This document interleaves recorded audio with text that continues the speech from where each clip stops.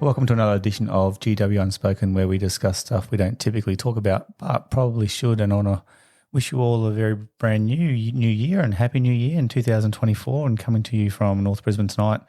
And obviously, glad you're with us, and whether it be now or in the future, when you listen to these podcasts, hopefully you can get something from this. And we're doing a series at the moment about how to connect to our children or our peers or our co-workers, anyone in relationships, really looking at those real authentic connections. And we've talked really briefly about a couple of books we've gone through. It's Be a Parent, Not a Pal, but also a business one called Building a Story Brand, where we know that in any kind of story, there's always a victim or a villain, a guide, and a hero.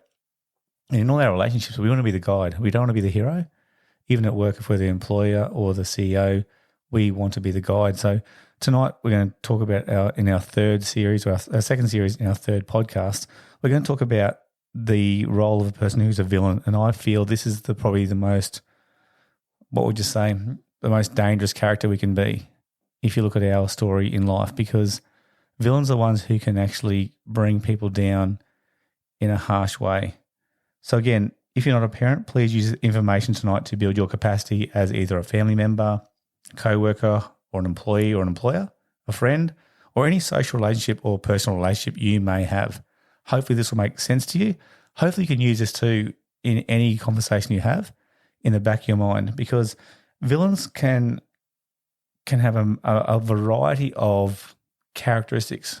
One of them could be they could display authoritarianism. So they have excessive control. They have really strict rules without any explanation. It's my way. It's the highway. I don't care about feelings. This is just the way it's done. It could be like a bit like a 50s and 60s parent maybe, and I'm probably stereotyping then, maybe offending people back there. So sorry back if I'm offending you. But back in the day, around that era, there was times where parents were saying that kids are to be seen and not heard, and they were very strict in the way that, well, a lot of people were very strict in the way you were brought up. I know my grandparents are very strict with us.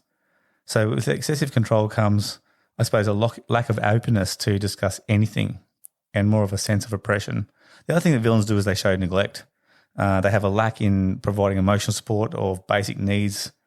They don't have an attention really to make them look indifferent or even sometimes hostile. So the neglect is another characteristic that villains can portray. Another one too is emotional abuse, and this can be attributed to humiliation, constant criticism, or manipulation. So you can see there's a big power struggle there, where they're actually trying to be the most important person in the relationship, and that creates a hostile environment, especially when we were dealing with teens who go through that automatic time when they try and push back on their parents or in their social, I suppose, their social environments with their peers. If they feel like they're getting threatened all the time, they're either going to be passive or they can actually be really aggressive, getting back to that person if they don't have the tools to be an assertive communicator. One of the biggest ones we see with parents, and it's very, very dangerous stuff, I've been reading about this one, is favoritism, when there's unequal treatment amongst siblings.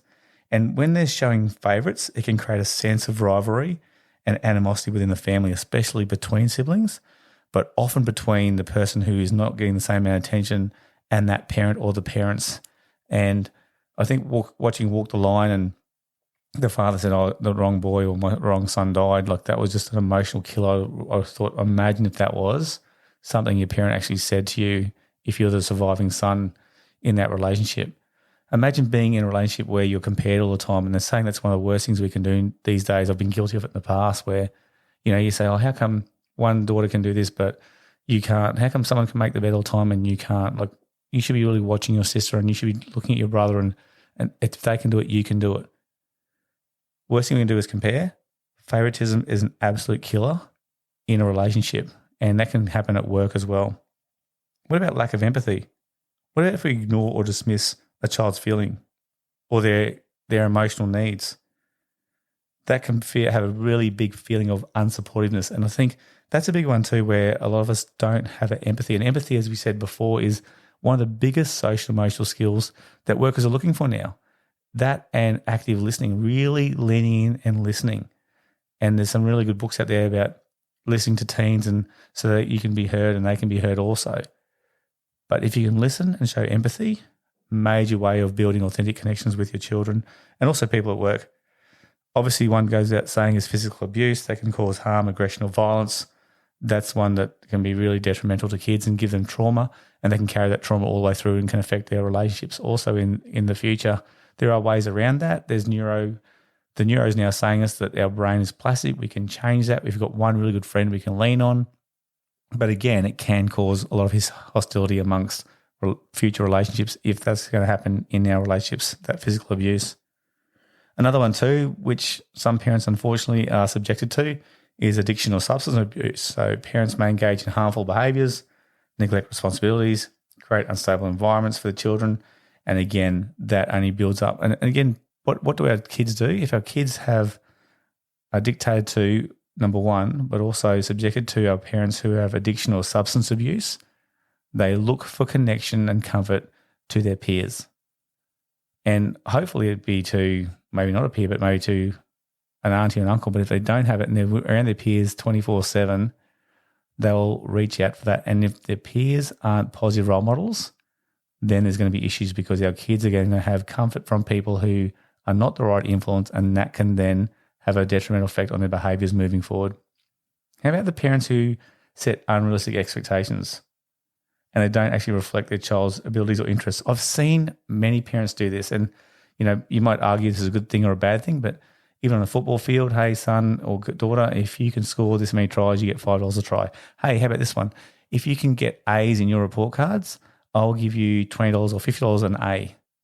Like, what happens when our kids don't get there? Do they feel like a failure then? Or do they make it and then they think, well, all I have to do is study for the exam to get an A and then it's worth it and at least I look good? Do they still actually learn the content, or are they just learning for the exam? So sometimes setting unrealistic expectations can have a real villain type behaviour towards our kids, and it can create hostility. How about refusing to acknowledge mistakes? For parents who never, ever admit fault or apologise, will cause fear and will also cause resentment either now or down the track. One of the biggest skills, again, we can do is say sorry. And I saw a list of 25 things that we can do as a parent or as an employee or as an employer. And I remember reading this list, and the number 25, it doesn't mean it wasn't least on the list, but the number 25 came across was being humble enough to say sorry. And I love that one, because when kids see us say, hey, look, we screwed up there, I'm learning to be a parent as well at the moment, or hey, I'm an employer or employee at the moment and I made mistakes, I'm really sorry, gain respect. And also it allows your staff and also all your kids to be more vulnerable. And when you're more vulnerable, that's when more authentic relationships open up. How about manipulation? Parents who use manipulation, deceit, or emotional blackmail to control any child's behaviour can lead to a view as a manipulative villain. It is toxic. It is one of the most toxic things we can do, is manipulate our kids. And I know that some of these things we're talking about are probably common sense, but hopefully if you're thinking about this right now, have you had an experience where this has happened to you, or you've had an experience where you've actually been guilty of showing signs of some of these things? Have you seen this toxicity in maybe a relationship you've had, or in your family, or even as a worker or a co-worker? Some of these things in this way of communicating as a villain can be toxic. Remember, we want to be the guide. We want to be the guide to our kids. We want to actually show them empathy. We actually want to show them and guide them the way. We don't want to solve problems for them. We want them to actually fail on occasions, and therefore that builds resilience. We've got to build that resilient wall. If they don't do that and we keep saving them, or we keep telling them how to do it, their brains are going to seek that easy option of not building resilience. And so when they go out to the real world, they're going to struggle. 40% of now our children have social and emotional wellbeing problems, mental illnesses. That's huge. How can we be the guide to improve them as a person in the world we're going through at the moment? I want to challenge you right now. Are you the villain? We've talked about being a victim. We've talked about being the villain. On our next podcast, we're going to talk about being the guide, the most important one. And I want you to actually think about how you're going now in your relationships at work, how you might be going with your relationships with other peers or family members. Maybe if you've got kids, how are you going with that? Because as you know, if we can be the guide, it's going to actually build more authentic relationships with our kids, and that's the most important thing. I want to thank you very much for joining us today on GW Unspoken.